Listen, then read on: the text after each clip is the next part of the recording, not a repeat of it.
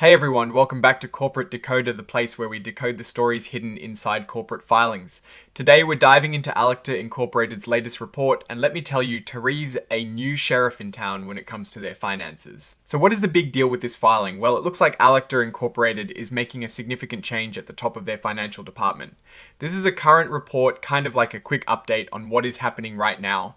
And the main event is a leadership switch. On the 10th of December 2025, the people in charge at Alector Incorporated, their board of directors, they decided to officially appoint Neil Berkeley as their new chief financial officer.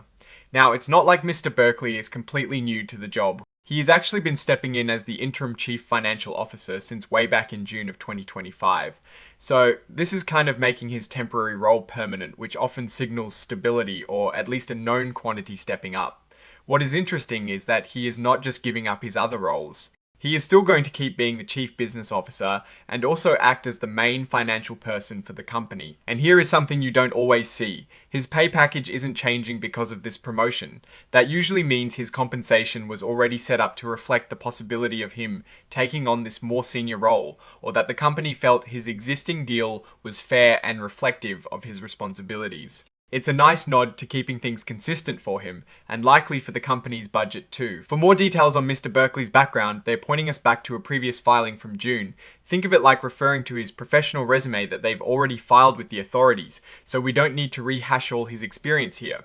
The big news is the official appointment and the fact that he is juggling multiple important roles. They also announced this move through a press release that came out a couple of days after the board meeting. This is pretty standard practice for public companies, making sure investors and the public are aware of key leadership changes. They didn't include the full press release text directly in this report, but they did attach it as an exhibit. This exhibit is where you'd find the official statement, likely highlighting Mr. Berkeley's qualifications and the company's confidence in him as they navigate their financial future. Now, let's quickly look at what else is in this filing. Under exhibits, they've got the press release we just talked about as Exhibit 99.1. And then there is Exhibit 104, which is the cover page interactive data file. This is like a digital envelope for the report that helps computers read and process the information more easily, which is pretty standard for regulatory filings these days. And of course, the report is signed off by the company's leadership. In this case, it is Arnon Rosenthal, who is the co-founder and chief executive officer, signing on the 12th of December 2025. This signature just confirms that the company is officially submitting this report and attests to the accuracy of the information within it.